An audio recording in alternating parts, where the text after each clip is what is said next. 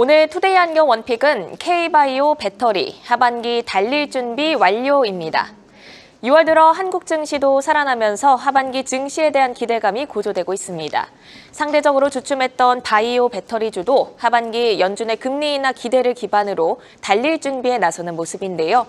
제약 바이오 기업이 6월에만 1조 원이 넘는 기술 수출 계약을 포함해서 2건의 잭팟이 터지며 하반기 기술 수출 성과에 대한 기대감이 커지고 있습니다. 한편 미국이 중국 업체 관세 인상에 이어서 하원이 아예 배터리 업체들을 미국 시장에서 배제하는 법안을 추진한다는 소식입니다.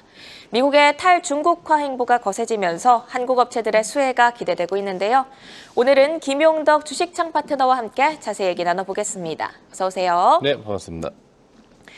네, 제약 바이오 업계가 6월에만 1조 9천억 규모의 잭팟을 터뜨리면서 기술 수출 행보에 재시동을 걸고 있습니다. 네. 여기에 미국 연준의 금리 인하 기대감도 상존을 하고 있어서 바이오주에 대한 기대감이 더욱 고조가 되고 있는데요. 바이오가 하반기 주도주가 될 수 있다고 보시는지 궁금합니다. 기대해 볼 만한 모멘텀 몇 가지가 있을까요?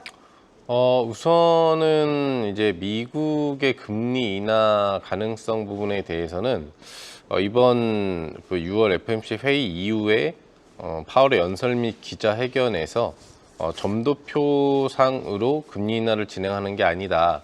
그래서 하반기에 금리 인하를 진행하지 않을 수도 있다라는 반매파적인 발언을 해줬기 때문에 사실상 기대감을 높게만 바라볼 수는 없는 구간이라고 볼 수 있겠습니다.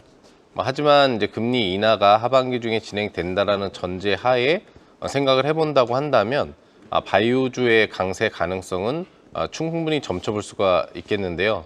기본적으로 AI 반도체의 어떤 파운드리 업체 그리고 직접적인 중대형 직속 하청업체들은 신고가 흐름의 강세를 보이고 있지만 전방위적인 AI 반도체나 특히 2차 전지 관련주들의 변동성이 강세를 보이지 못하는 흐름 속에서 시장은 K-뷰티라든지 또는 K-식품류 등 틈새 시장에 대한 강세 이슈를 찾고 있었던 흐름입니다. 이러한 분위기가 나오고 있던 시점 부분들에서 실질적으로 대안이 될 수 있는 부분을 바이오 쪽에서 찾아볼 수 있겠는데요.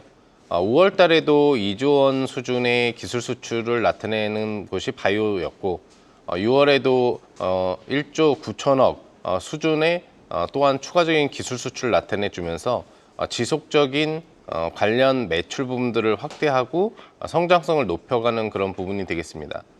따라서 주요 시장의 주도 업종의 변동성을 나타내주지 못한다고 한다면 예전에 바이오주가 대세를 이루면서 코스닥 시장을 강하게 또 끌어올렸던 시점들이 있었다는 부분들을 감안해 봤을 때 앞으로 추가적인 이런 관련된 매출에 대한 소식이라든지 또는 품목 허가 부분들에 대한 소식들이 하반기 그리고 내년 부분으로 들리는 기대치가 높아진다고 한다면 충분히 중장기적으로 바이오 업종에 대한 강세는 이루어질 수 있을 것으로 판단해 볼 수 있겠습니다. 네, 금리 인하가 하반기에 진행된다는 조건 하에는 충분히 바이오주의 강세가 전망된다라는 말씀을 해주셨습니다. 최근에 바이오주의 대장주 하면 알테오젠이었죠. 알테오젠이 주춤한 사이 3천당 제약이 그 자리를 차지를 했습니다. 오늘은 두 종목이 모두 숨고르게 돌입한 가운데 리가켄 바이오 그리고 지노멘 컴퍼니 등의 상승세가 돋보였는데요.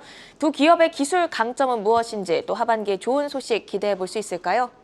예, 이 두 종목의 핵심 사업 영역은 이제 ADC라고 하는 약물하고 항체를 접합해주는 관련 신약 부분이라고 좀 보시면 되겠습니다.